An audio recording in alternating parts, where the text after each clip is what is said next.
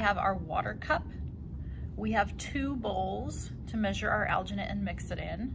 We have a typodont that we're going to take our alginate impressions on. And then we have a maxillary tray and a mandibular tray.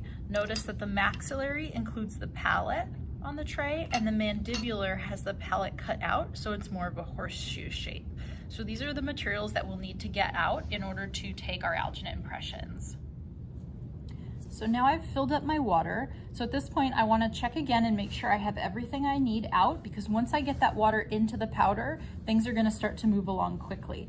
I'm going to do my mandibular model first. Typically on a patient, we're going to start with the mandibular impression because it's a little bit easier on the patient to do mandibular as opposed to maxillary. So I'm going to go ahead and take the mandibular tray and I'm going to do the mandibular impression first. Okay, so I have everything set up to take my maxillary impression. I've got my maxillary typodont, my maxillary tray. I've got 3 level scoops of alginate powder. I've got a water vial that's filled to the top, and I've got a spatula. So I'm gonna start by taking that water, pouring it into the powder. I'm gonna take my spatula and I'm gonna start to slowly incorporate so I can get the powder and the water to just come together, just so that I don't make a mess. Once we've got it kind of together, I'm gonna really get in there. I'm gonna pick up my bowl and I'm gonna start to really vigorously mix.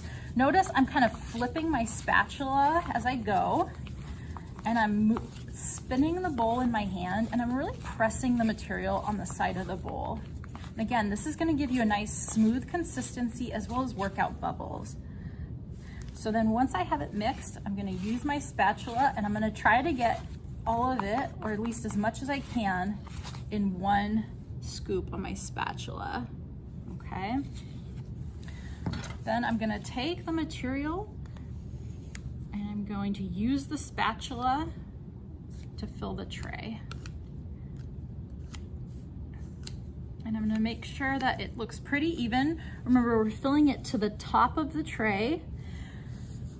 And then you don't need to have a ton of material in the palette. So sometimes I like to kind of just squish a little bit out there, just so that there's like a little bit of an indent in the palette, but we wanna make sure that it is good and full. And then, just like with our mandibular, I'm gonna take my typodont and I'm going to set, I'm gonna kind of look from the top, and I'm gonna set the tray so that it's centered. I'm gonna check this front part to make sure I'm not too close to those maxillary teeth. And then once I think I'm in a good spot, I'm gonna push on the distal and then push towards the mesial. So posterior to anterior, distal to mesial. And then we've got a really nice, good squish of material coming out, which is what we want. Make sure it's seated all the way. And then we're gonna give it a little bit to set up. And again, depending on how fast you're working, how cold your water is, that kind of plays a role in how long this will take to set. And you can just touch the alginate with your finger.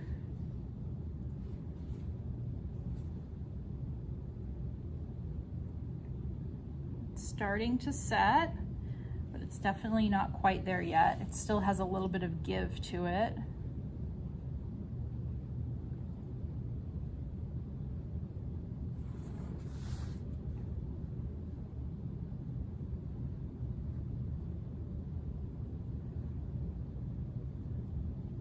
Almost there.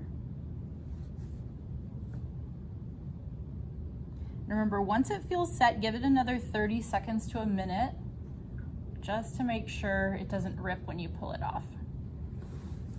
And with alginate, when you're removing an alginate from a typodont or a patient, it's better to remove it quickly as opposed to slowly. Sometimes you think you can go slowly and you'll avoid issues, but with alginate, the slower you go, the more likely you are to rip it. So you want to remove it fairly quickly.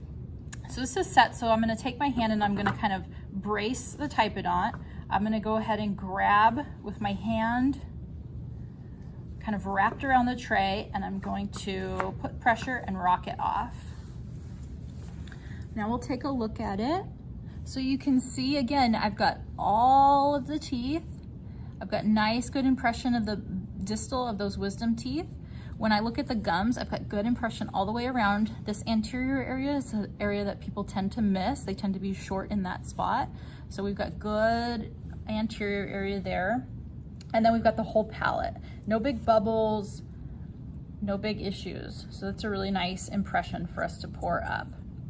So now when you're done taking your impressions, you don't just leave these sitting out until you're ready to go pour them up. What you're gonna do is you're gonna take a paper towel and you're going to wet it in the sink just so that it's damp.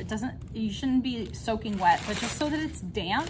And then you wrap your impression in it, and then you leave it like that until you're ready to pour it up. And that allows it so that it doesn't dry out on you, okay? So here I have a damp paper towel. You can see it's not dripping wet. And then I'm just going to wrap the impression and wrap the second one so that they're covered. And then at this point, if you're working with a patient, this is when you can help the patient get cleaned up, excuse them, get them checked out. And then once you're done and you're ready, then you'll take these into the lab and then you'll get these poured up. So that'll be our next step, is pouring these up.